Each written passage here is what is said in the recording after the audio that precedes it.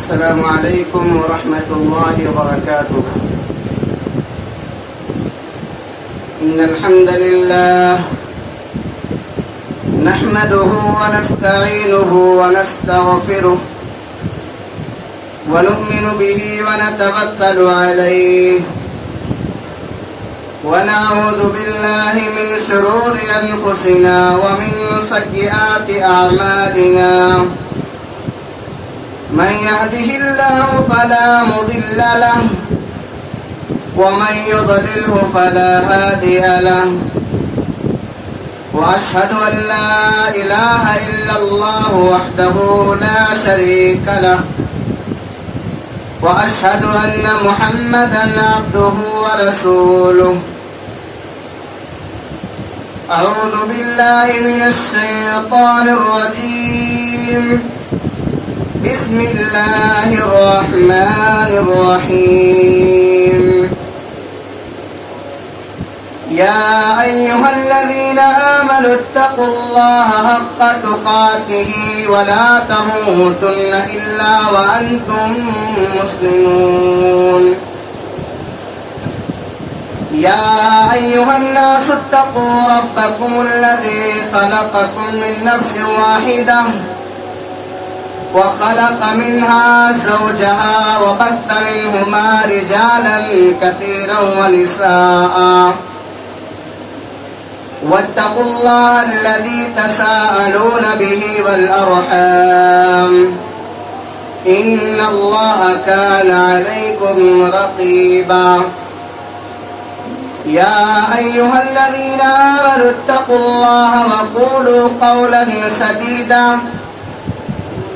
يصلح لكم أعمالكم ويغفر لكم ذنوبكم ومن يطع الله ورسوله فقد فاز فوزا عظيما.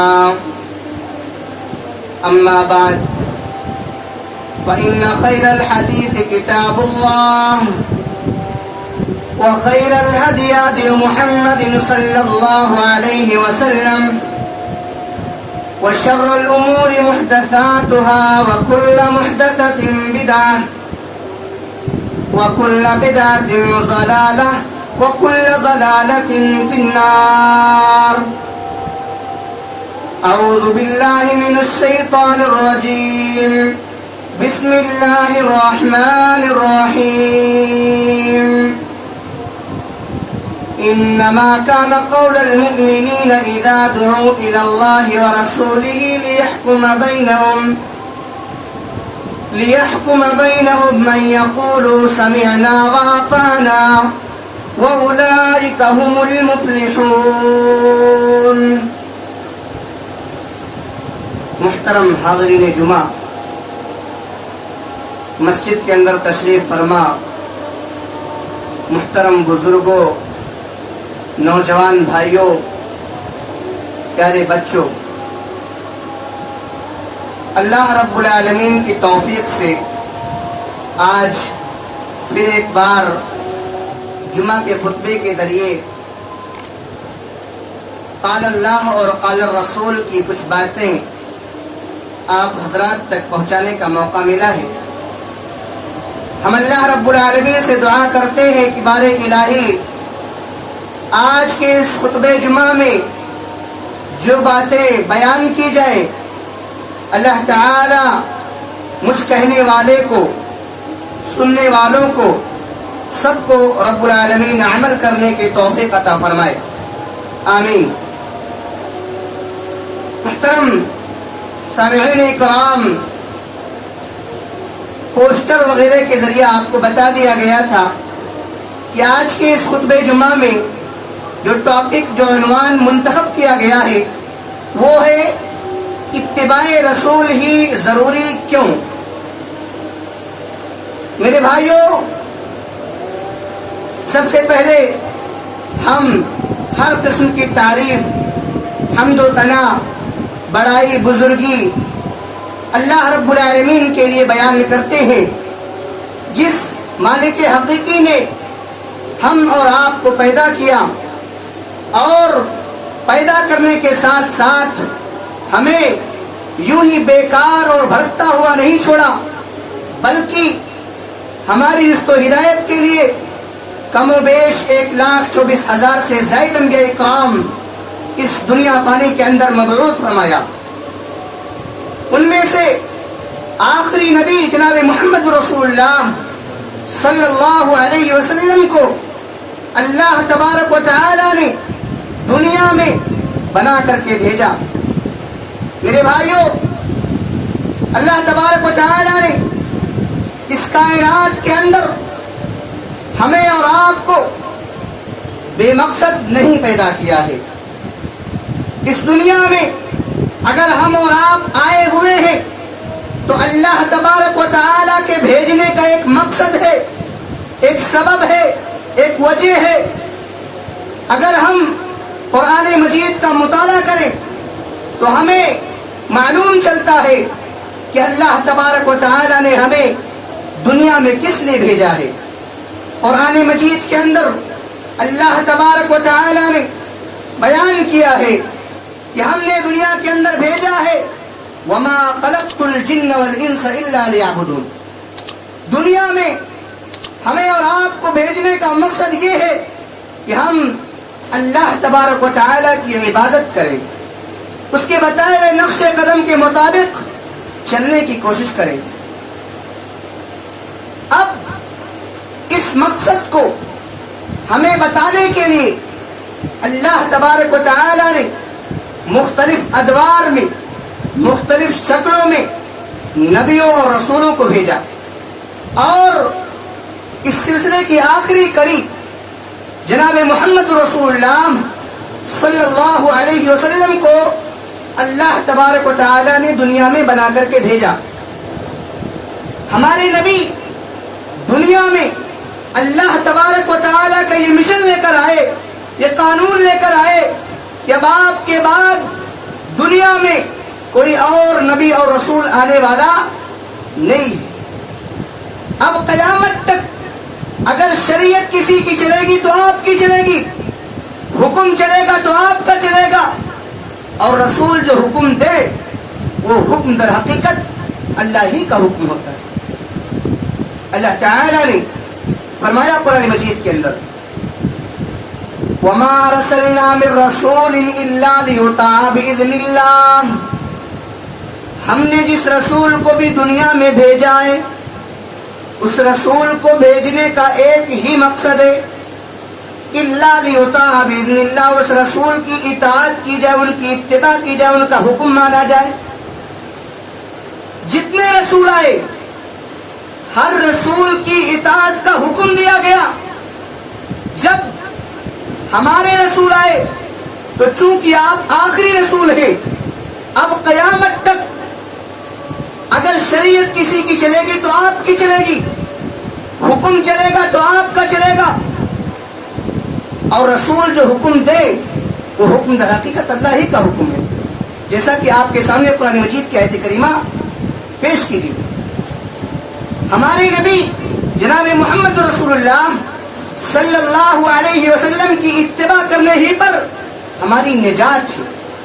اور تو اور اب قیامت تک یہ اتھارٹی اور یہ مقام اگر کسی کو حاصل ہے کہ جو دے دے لے لو اور جس سے منع کرے رک جاؤ، تو یہ اتھارٹی اور یہ مقام جناب محمد رسول اللہ صلی اللہ علیہ وسلم کو ہے۔ اللہ نے فرمایا قرآن مجید کے اندر وَمَا آتَاكُمُ الرَّسُولُ فَخُذُوهُ وَمَا نَهَاكُمْ عَنْهُ فَانْتَهُوا، میرا رسول تمہیں جو دے دے لے لو، میرا رسول جس سے منع کرے رک جاؤ۔ اتنا بڑا مقام اگر کسی کو حاصل ہے تو اللہ کے رسول صلی اللہ علیہ وسلم کو حاصل ہے۔ میرے بھائیوں، رسول اکرم کی اتباع نہ کرنا، یا دوسرے الفاظ میں یوں سمجھ لیجئے کہ رسول اکرم کے حکم کی مخالفت کرنا، یہ اللہ کے عذاب کو دعوت دینا ہے، اللہ کے عذاب کو دعوت دینا ہے۔ اللہ نے فرمایا قرآن مجید کے اندر فَلْيَحْذَرِ الَّذِينَ يُخَالِفُونَ عَنْ أَمْرِهِ أَن تُصِيبَهُمْ فِتْنَةٌ أَوْ يُصِيبَهُمْ عَذَابٌ أَلِيمٌ، رسول کی مخالفت کرنے والے ہوشیار ہو جائیں، خبردار ہو جائیں۔ فَلْيَحْذَرِ الَّذِينَ يُخَالِفُونَ، جو رسول کے حکم کی نافرمانی کر رہے ہیں وہ ہوشیار ہو جائیں، ان تصیبہم فتنۃ او یصیبہم عذاب علیم، کہ کہیں ان کے اوپر اللہ تبارک و تعالیٰ کا عذاب نہ آ جائے۔ پتہ یہ چلا کہ اتباع رسول نہ کرنا، رسول کی اتباع نہ کرنے کا انجام یہ ہے اللہ کے عذاب کو دعوت دینا ہے۔ آج پوری دنیا میں ہم جوتے کھا رہے ہیں، پوری دنیا میں ذلیل و خوار ہیں، ویلو اور حیثیت نہیں ہے ہماری۔ اگر ہم غور کریں تو اس کے پیچھے بہت بڑا ریزن، بہت بڑا سبب ہماری زندگی میں رسول اکرم کی اتباع کا نہ ہونا بھی۔ رسول اکرم کی اتباع سے ہم دور ہیں، اس لیے آج پوری دنیا میں ہم جوتے کھا رہے ہیں۔ آئیے سورہ آل عمران کی آیت نمبر 31 اٹھاتے ہیں۔ بڑی پیاری بات اللہ تبارک و تعالیٰ نے ارشاد فرمایا، قُلْ إِن كُنتُمْ تُحِبُّونَ اللَّهَ فَاتَّبِعُونِي يُحْبِبْكُمُ اللَّهُ۔ اے نبی آپ اعلان کر دیجئے، آپ بتا دیجئے، اگر لوگ اس بات کا دعویٰ کرتے ہیں، اگر تمہیں اس بات کا دعویٰ ہے کہ ہم اللہ سے محبت کرتے ہیں، فَاتَّبِعُونِي، تو تم نبی کی اتباع کرو، تم رسول کی اتباع کرو، اللہ کے رسول صلی اللہ علیہ وسلم کی اتباع کرنے کے نتیجے میں یحببکم اللہ، اللہ تبارک و تعالیٰ بھی تم سے محبت کرنے لگے گا، وَيَغْفِرْ لَكُمْ ذُنُوبَكُمْ، اور تمہارے سارے گناہوں کو معاف کر دے گا۔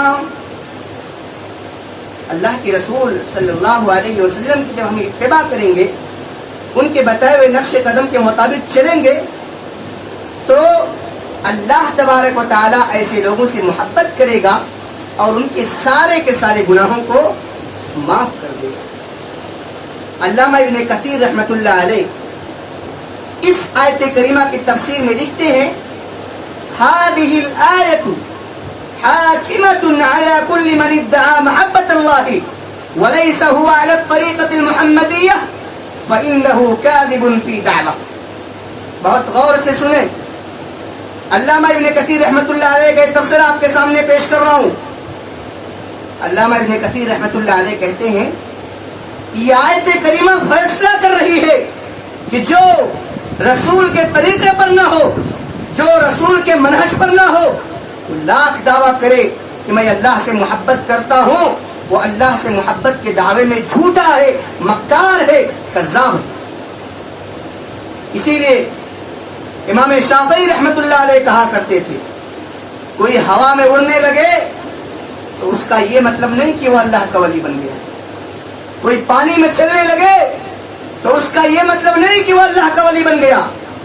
ہواؤں میں اڑنا، پانی میں چلنا یہ ولی ہونے کی نشانی نہیں ہے۔ ولی کون ہے؟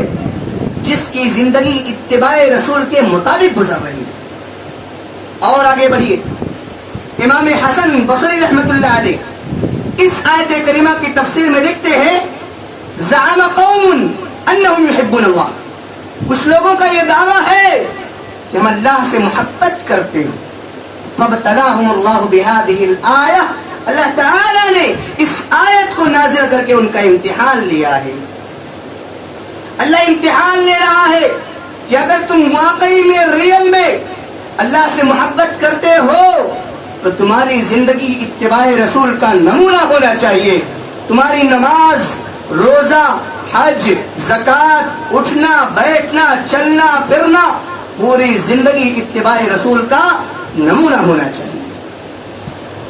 میرے پیارے بھائیوں، ہم اپنے رسول کی اتباع کیوں نہ کریں؟ ہم اپنے رسول کی بات کیوں نہ مانیں؟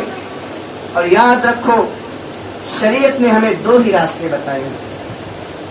شریعت نے ہمیں دو راستہ بتایا ہے، یا تو اتباع رسول ہے یا تو اتباع ہوا ہے۔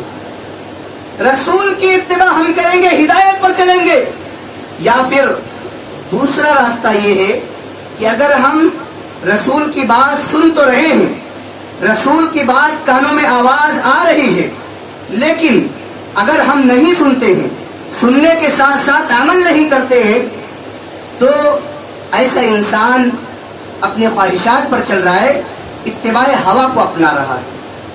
اور یہ بات میں اپنی طرف سے نہیں کہہ رہا ہوں، قرآن مجید کی آیت کریمہ ہے، اللہ نے فرمایا فَإِن لَّمْ يَسْتَجِيبُوا لَكَ فَاعْلَمْ أَنَّمَا يَتَّبِعُونَ أَهْوَاءَهُمْ۔ اے نبی، اگر لوگ آپ کی بات نہ مانے، آپ کی اتباع نہ کریں، آپ کی نقش قدم پر نہ چلیں، اے نبی اگر رسول کی بات کوئی نہیں مان رہا ہے، رسول کے طریقے پر نہیں چل رہا ہے، تو پھر دوسرا راستہ یہ کہ وہ اپنے خواہشات کی پیروی کر رہا ہے۔ پتہ یہ چلا کہ دو ہی راستے ہیں، یا تو اتباع رسول ہے یا تو اتباع ہوا ہے۔ رسول کی اتباع ہم کریں گے، اونچے مقام پر رہیں گے، ہدایت پر رہیں گے، اور اتباع رسول سے اگر کوئی ہٹا، اتباع رسول کو اگر کسی نے ٹھکرایا، اس کو تسلیم نہیں کیا، اس کو مانا نہیں، اس کے بتائے ہوئے اصول پر عمل نہیں کیا، تو گویا کہ وہ اتباع رسول نہیں، بلکہ وہ اپنے خواہشات کی، اپنی اچھاؤں کے راستے پر چل رہا ہے۔ ہم اپنے رسول کی اتباع کیوں نہ کریں؟ ہم اپنے رسول کی بات کیوں نہ مانیں؟ وہ رسول دنیا کے اندر اسی لیے آئے تھے کہ وہ ہمیں جہنم سے بچائے۔ وہ رسول ہمیں ایسی ایسی چیزیں بتلا کر گئے کہ اگر ہم ان کو مانیں، ان کے مطابق چلیں، یقیناً ہماری زندگی میں انقلاب برپا ہو جائے گا، ہماری زندگی میں اصلاح ہو جائے گی، اور ہم دنیا کے اندر بھی عزت سے رہیں گے اور آخرت میں بھی عزت رہیں گے۔ میرے پیارے بھائیوں، ہم اپنے رسول کی بات کیوں نہ مانیں؟ ہم اپنے رسول کے نقش قدم کے مطابق کیوں نہ چلیں؟ وہ رسول دنیا میں اسی لیے آئے تھے کہ وہ ہمیں جہنم کی آگ سے بچائے، جہنم کی آگ سے بچائے۔ اللہ نے فرمایا قرآن مجید کے اندر وَاذْكُرُوا نِعْمَةَ اللَّهِ عَلَيْكُمْ إِذْ كُنْتُمْ أَعْدَاءً۔ اللہ کے بندو، اللہ تبارک و تعالیٰ کی نعمت کو یاد کرو، اللہ رب العالمین کے احسان کو یاد کرو۔ اِذْ كُنْتُمْ أَعْدَاءً، جب تم ایک دوسرے کے دشمن تھے، ایک دوسرے کا چہرہ نہیں دیکھنا چاہتے تھے، ایک دوسرے کے خون کے پیاسے تھے۔ فَأَلَّفَ بَيْنَ قُلُوبِكُمْ، تو اللہ تبارک و تعالیٰ نے محمد رسول اللہ صلی اللہ علیہ وسلم کو بھیجا، تمہارے دلوں میں محبت ڈال دی۔ فَأَصْبَحْتُمْ بِنِعْمَتِهِ إِخْوَانًا، اور تمہیں بھائی بھائی بنا دیا۔ وَكُنْتُمْ عَلَى شَفَا حُفْرَةٍ مِّنَ النَّارِ فَأَنْقَذَكُمْ مِنْهَا، اور تم جہنم کے گڑھے کے کنارے تھے، تم جہنم میں جانے والے تھے۔ اللہ تبارک و تعالیٰ نے محمد رسول اللہ صلی اللہ علیہ وسلم کو بھیجا، فَأَنْقَذَكُمْ مِنْهَا، اور تمہیں اس جہنم میں جانے سے بچا لیا۔ وہ رسول دنیا میں اسی لیے آئے تھے کہ وہ ہمیں جہنم کی آگ سے بچائیں۔ اسی لیے اللہ کے نبی صلی اللہ علیہ وسلم بخاری و مسلم کی ایک حدیث میں مثال دیتے ہوئے فرماتے ہیں کہ میری امت کے لوگوں، میری مثال تو اس انسان کی طرح ہے جو آگ جلاتا ہے، آگ جلاتا ہے، اور جیسے ہی آگ جلاتا ہے اس آگ کے اندر پتنگے، پروانے، کیڑے مکوڑے جا کر کے کودنے لگتے ہیں اور جا کر کے جل جاتے ہیں، مر جاتے ہیں۔ اللہ کے نبی صلی اللہ علیہ وسلم یہ مثال دینے کے بعد فرماتے ہیں کہ میری امت کے لوگوں، انا آخذ بحجزکم عن النار، میں تمہاری کمر پکڑ کر کے تم سے کہہ رہا ہوں کہ میں تمہیں جہنم کی آگ سے بچانے کے لیے دنیا میں بھیجا گیا ہوں۔ میں تم سے کہہ رہا ہوں ہلم عن النار، ہلم عن النار، جہنم سے دور ہو جاؤ، جہنم سے دور ہو جاؤ، وانتم تقہمون فیہا، لیکن تم میری بات نہیں مان رہے ہو، تم اپنے خواہشات کی پیروی کر رہے ہو، تم جہنم کے راستے پر چلے جا رہے ہو۔ میرے بھائیوں، ذرا ایک منٹ کے لیے سوچئے کہ ہم اپنے رسول کی بات کیوں نہ مانیں، جس نبی کے بارے میں کہا گیا کہ اس نبی کی پوری زندگی، اس نبی کی پوری زندگی ہمارے لیے آئیڈیل ہے، نمونہ ہے، ہمارے لیے آئیڈیل ہے، نمونہ ہے۔ قرآن مجید کی آیت کریمہ پر غور کیجیے، اللہ نے فرمایا لَقَدْ كَانَ لَكُمْ فِي رَسُولِ اللَّهِ أُسْوَةٌ حَسَنَةٌ لِمَنْ كَانَ يَرْجُو اللَّهَ وَالْيَوْمَ الْآخِرَ۔ اے مسلمانوں، تمہارے لیے اللہ کے رسول صلی اللہ علیہ وسلم کی زندگی نمونہ ہے، اسوہ حسنہ ہے، لیکن یاد رکھو رسول کو نمونہ کون بنائے گا؟ لمن کان یرجو اللہ، جس کے دل کے اندر اللہ رب العالمین کا ڈر ہوگا، والیوم الاخر، اور قیامت کے دن کا ڈر ہوگا۔ جس کے دل کے اندر اللہ رب العالمین کا ڈر ہوگا، اللہ رب العالمین سے ملنے کی امید ہوگی، وہی رسول کو نمونہ بنائے گا۔ اس آیت کریمہ سے بعض علماء نے یہ استدلال کیا ہے کہ رسول اکرم کی زندگی کا ہر پہلو، رسول اکرم کی زندگی کا ہر پہلو، رسول کا ہر کام ہمارے لیے نمونہ ہے۔ صرف وہی کام جن کے بارے میں دلیل موجود ہے یہ رسول کے لیے خاص ہے، یہ رسول کے لیے خاص ہے، اس کو چھوڑ کر بقیہ تمام چیزیں ہمارے لیے نمونہ ہے۔ یہ سورہ احزاب کی اس آیت کریمہ سے ثابت ہوتا ہے۔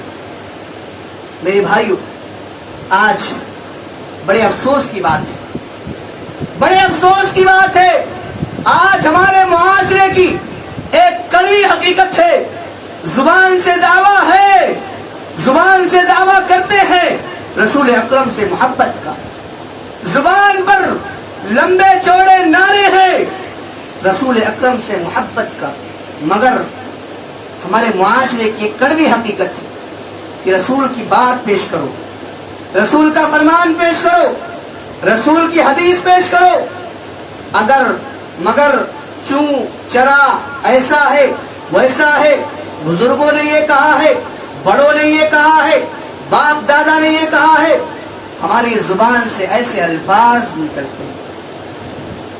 کیا یہی تعلیم دی کہ جناب محمد رسول اللہ صلی اللہ علیہ وسلم نے؟ یہی تعلیم تھی؟ نہیں، یہ تعلیم نہیں تھی۔ اگر ہم غور کریں اپنے رسول صلی اللہ علیہ وسلم کی زندگی کے بارے میں، میرے بھائیوں، انہوں نے کتنی تکلیفیں سے، کتنی پریشانیوں کا سامنا کرنا پڑا، مگر اس کے باوجود بھی تکلیف سہتے رہے اور ہدایت کی طرف لوگوں کو بلاتے رہے، اللہ کی توحید کی طرف لوگوں کو بلاتے رہے، اللہ کے اصول جو بتائے گئے تھے وہ لوگوں کو سمجھاتے رہے۔ مگر آج مسلمانوں کی حالت کیا ہے؟ مسلمانوں کے کارنامے کیا ہیں؟ نہیں سن رہے، نہیں سمجھ رہے، اپنی زندگی میں اصلاح کا کام نہیں کر رہے۔ میرے بھائیوں، کل قیامت کے دن اللہ کو کیا منہ دکھاؤ؟ مجھے بتاؤ تو صحیح کہ آج ہم اور آپ نے اس آخرت کے لیے ہم اور آپ نے کیا تیاری کی، جس دن کے بارے میں کہا گیا کہ ہماری زبان خاموش ہو جائے گی، ہماری دھڑکنیں رک جائیں گی، ہاتھ اکڑ جائیں گے، ایسی حالت ہوگی، ایسی کیفیت ہوگی، مگر اس کے باوجود بھی سن تو رہے ہیں لیکن عمل نہیں کر رہے، سن تو رہے ہیں لیکن عمل کرنے کا شوق ہمارے اندر سے ختم ہو چکا ہے۔ آئیے ایک بہت ہی پیاری آیت کریمہ آپ کے سامنے پیش کرنے جا رہا ہوں۔ ویسے تو اگر قرآن مجید کا مطالعہ کرو، پڑھو، پورا قرآن مجید بہت پیارا ہے، جو آیت کریمہ آپ کے سامنے پیش کرنے جا رہا ہوں، اس آیت کریمہ میں اللہ تبارک و تعالی نے بہت بڑا پیغام دیا ہے، بہت بڑی نصیحت کی ہے۔ قرآن مجید کے اندر اللہ تبارک و تعالی فرماتا ہے انما كان قول المؤمنين اذا دعوا الى الله ورسوله ليحكم بينهم ان يقولوا سمعنا واطعنا۔ ایک مومن کو کیسا ہونا چاہیے اللہ بتا رہا ہے، انما كان قول المؤمنين اذا دعوا الى الله ورسوله ليحكم بينهم۔ ایک مومن کو جب دعوت دی جائے، جب بلایا جائے کہ آ جاؤ، اللہ قرآن میں یہ کہہ رہا ہے، رسول اکرم کی حدیث یہ کہہ رہی ہے، ایک مومن کو جب دعوت دی جائے، جب بلایا جائے کہ آ جاؤ، قرآن یہ کہہ رہا ہے، حدیث یہ کہہ رہی ہے، تو ایک مومن کی زبان سے بس ایک ہی جملہ نکلنا چاہیے، ان یقولوا سمعنا واطعنا، ہم نے سن لیا اور مان لیا۔ ایک سبق اس آیت کریمہ سے مل رہا ہے کہ دعوت جب دی جائے، بلایا جب جائے، تو یا تو رب کے قرآن کی طرف یا مصطفیٰ کے فرمان کی طرف بلایا جائے، قرآن اور حدیث کی طرف بلایا جائے۔ ایک مومن کی زبان سے ایک ہی جملہ نکلنا چاہیے، سمعنا واطعنا، ہم نے سن لیا اور مان لیا۔ سن لیا اور مان لیا کے بیچ میں کوئی گیپنگ نہیں ہونی چاہیے، کوئی فاصلہ نہیں ہونا چاہیے، اگر مگر چوں چرا، ایسا ہے ویسا ہے، بزرگوں نے یہ کہا، باپ دادا نے یہ کہا، کچھ نہیں ہونا چاہیے۔ آئیے ذرا ہم دیکھیں کہ ہمارے پیارے نبی جناب محمد رسول اللہ صلی اللہ علیہ وسلم کے صحابہ نے اس آیت کریمہ پر کیسے عمل کیا، ان کی زندگی سمعنا واطعنا کا کیسا نمونہ تھا، آئیے ذرا ہم غور کرتے ہیں۔ ابو داؤد کی روایت ہے، حضرت جابر رضی اللہ تعالیٰ عنہ حدیث کے راوی ہیں، فرماتے ہیں کہ جمعہ کا دن تھا، ابھی آج جمعہ کا دن ہے، ایک تعداد موجود ہے، حدیث بتا رہی ہے کہ جمعہ کا دن تھا، اللہ کے نبی صلی اللہ علیہ وسلم منبر پر بیٹھے، منبر پر بیٹھنے کے بعد آپ نے صحابہ سے کہا اجلسو، بیٹھ جاؤ۔ کیا کہتے ہیں؟ اجلسو، بیٹھ جاؤ۔ صحابہ اکرام بیٹھ گئے۔ فسمع ذلك ابن مسعود على الباب، حضرت عبداللہ ابن مسعود رضی اللہ تعالیٰ مسجد کے دروازے سے داخل ہو رہے تھے،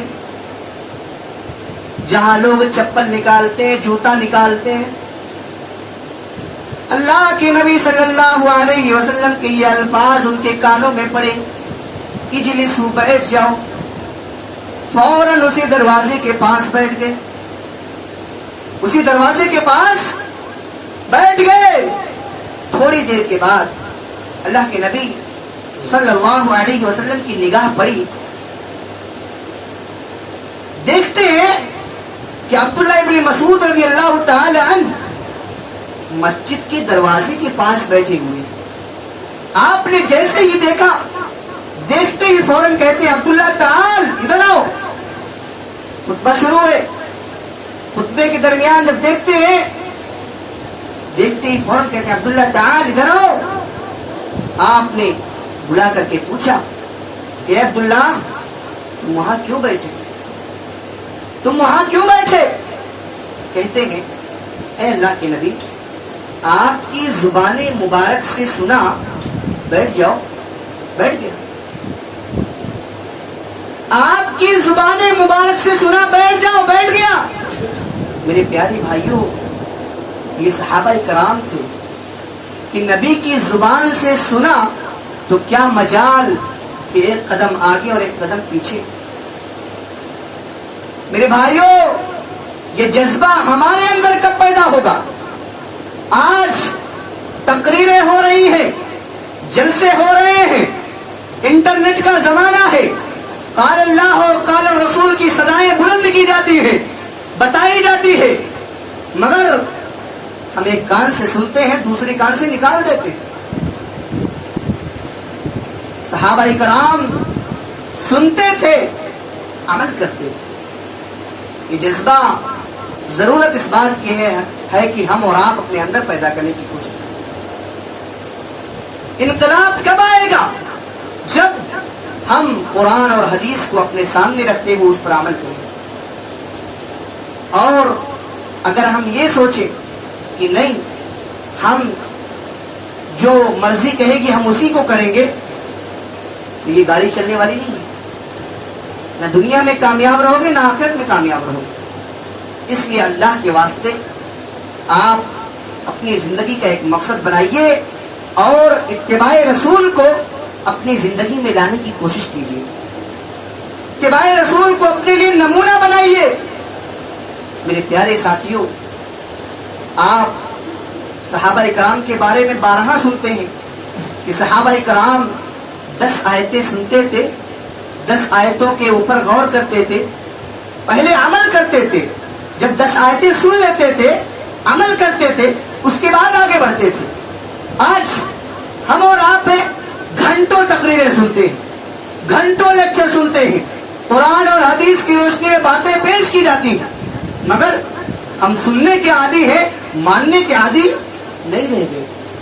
اور جانتے ہو، جو لوگ آج سنتے تو ہیں لیکن عمل نہیں کرتے ہیں، یہ یہود و نصارہ کی مشابہت اختیار کریں۔ یہود و نصارہ کا کام یہی تھا کہ سنتے تو تھے لیکن عمل نہیں کرتے تھے، عمل کا جذبہ ان کے اندر نہیں تھا۔ آج ہماری حالت یہی ہے، آج ہم یہود و نصارہ کے نقش قدم کے مطابق چل رہے ہیں۔ کیا ہمیں اللہ کے پاس نہیں جانا ہے؟ کیا ہمیں اپنے کیے کا حساب نہیں دینا ہے؟ کیا ہمیں دنیا کے اندر جو ہم کارنامے انجام دے رہے ہیں، جو بھی کام کر رہے ہیں، کیا ہمیں ان سب چیزوں کے بارے میں پوچھ تاچھ نہیں ہوگی؟ ہم سے نہیں پوچھا جائے گا؟ ہر ایک چیز پوچھی جائے گی۔ ما یلفظ من قول الا لدیہ رقیب عتید۔ اللہ کے بندو، تمہارے زبان سے جو الفاظ نکلتے ہیں، جو بولی نکلتی ہے، جو ورڈ نکلتے ہیں، اس کو بھی ریکارڈ کیا جا رہا ہے، لکھا جا رہا ہے۔ میرے پیارے بھائیوں، آج افسوس کی بات ہے، ہمارے معاشرے میں یہ چیز ختم ہو چکی۔ آئیے ایک آخری بات کہہ کے بات ختم کر رہا ہوں۔ وہ کیا ہے؟ یہ جو دنیا ہم دیکھ رہے ہیں نا، اتنی لمبی چوڑی دنیا ہم دیکھ رہے ہیں، طرح طرح کی چیزیں ہمیں اور آپ دکھائی دیتی ہیں، ہم اور آپ دیکھتے ہیں۔ اللہ تبارک و تعالیٰ نے اپنی کتاب قرآن مجید کے اندر دنیا میں رہنے والے تمام انسانوں کے لیے، عقل مند ہم میں سے بہت سارے لوگ ہیں، سوجھ بوجھ رکھنے والے بہت سارے لوگ ہیں، اللہ تبارک و تعالیٰ نے قرآن مجید کے اندر عقل مند لوگوں کی نشانی بیان کی۔ کیا کہا؟ ان فی خلق السماوات والارض واختلاف اللیل والنہار لآیات لأولی الالباب۔ اللہ تبارک و تعالیٰ نے دنیا کے اندر، زمین و آسمان کے اندر عقل مند لوگوں کے لیے نشانی بیان کی ہے۔ کون ہے عقل مند؟ الذین یذکرون اللہ قیاما وقعودا وعلی جنوبہم ویتفکرون فی خلق السماوات والارض۔ وہ اللہ تبارک و تعالیٰ کا ذکر کرتے ہیں کھڑے ہو کر، بیٹھ کر، لیٹ کر، اور ان تمام چیزوں پر غور کرتے ہیں۔ اور جب غور کرتے ہیں تو کہتے ہیں ربنا ما خلقت ھذا باطلا، اے اللہ تو نے اس کائنات کو بیکار نہیں بنایا۔ غور کر رہے ہیں؟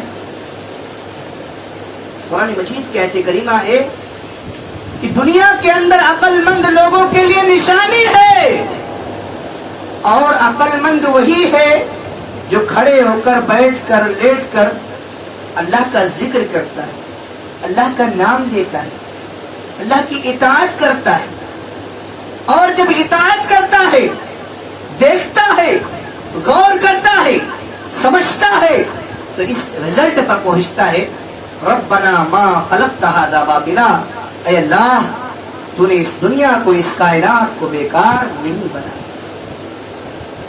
اس کے بعد یہ بھی کہتے ہیں سبحانک فقنا عذاب النار، اے اللہ تو مجھے جہنم کی آگ سے عذاب سے بچا لے، جہنم کی آگ سے بچا لے۔ میرے بھائیوں، کون ہے جو یہ ساری چیزیں سننے کے بعد غور نہیں کرتا اور عمل نہیں کرتا؟ ہم سب کو اپنا اپنا جائزہ، اپنا اپنا محاسبہ کرنے کی ضرورت ہے۔ میرے پیارے بھائیوں، رسول کی بات پیش کی جائے، سننے کے ساتھ ساتھ عمل کرنے کا جذبہ اپنے اندر پیدا کریں۔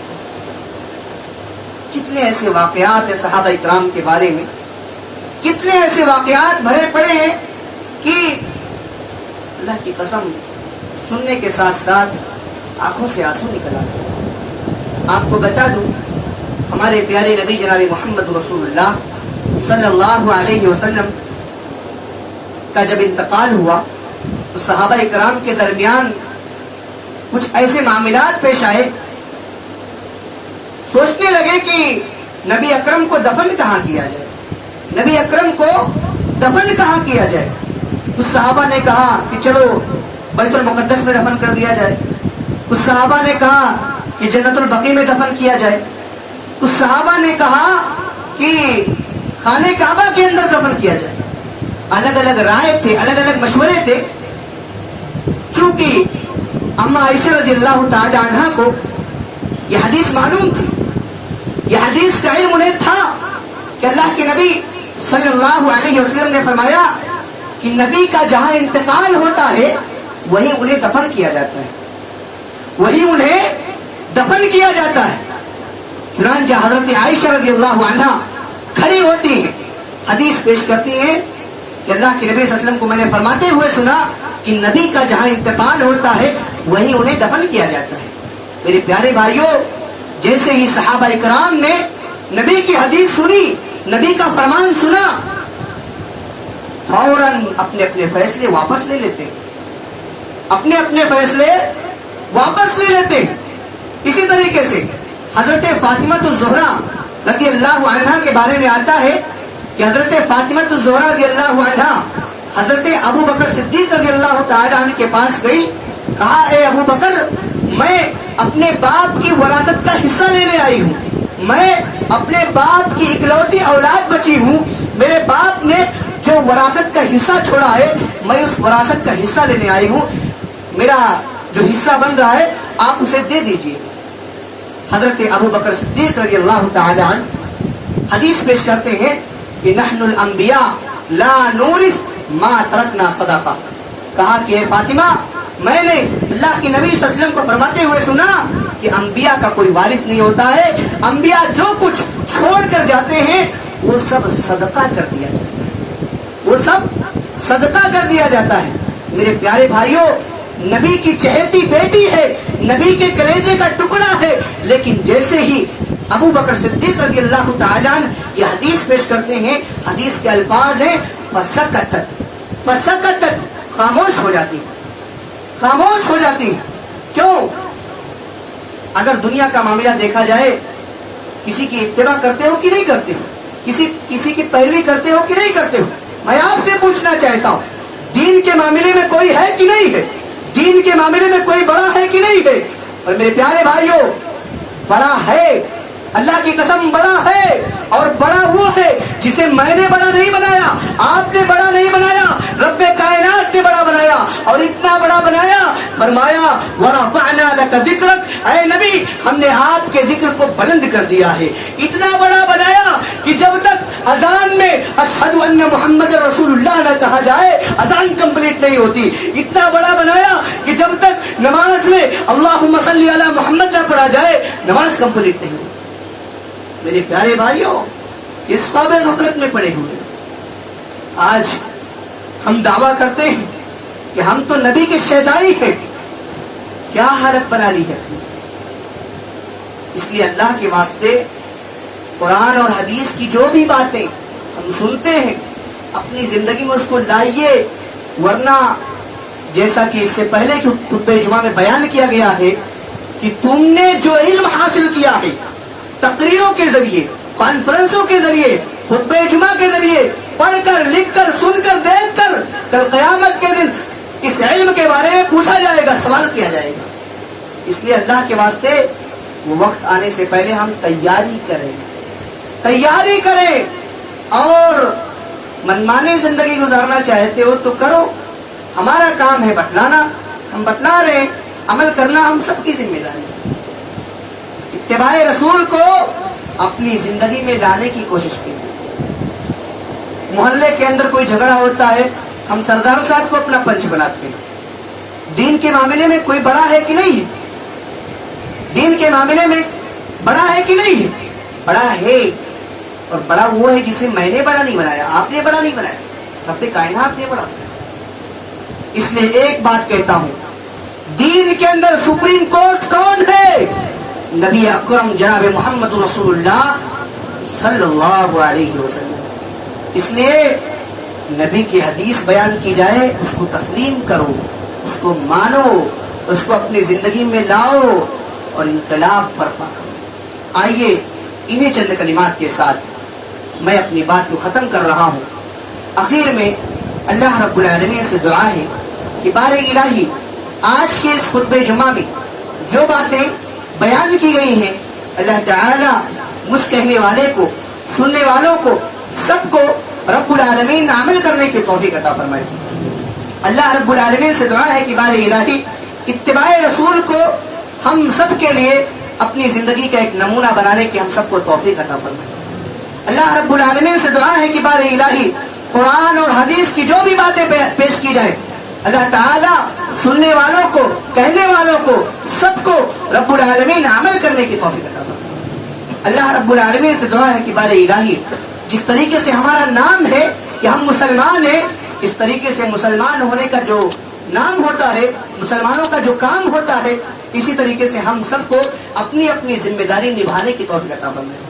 اللہ رب العالمین ہم سب کو پکا سچا مومن بنائے۔ آمین۔ وآخر دعوانا الحمدللہ رب العالمین۔